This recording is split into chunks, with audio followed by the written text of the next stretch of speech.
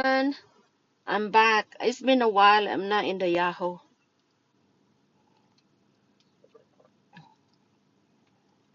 Hmm? Short video lang pala to. Good morning, everyone. I'm here at my work parking lot, and I bring my pandesal.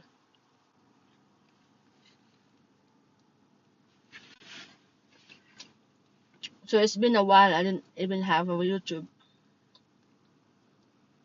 hmm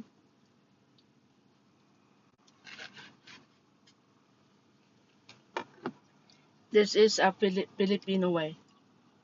Do kaon.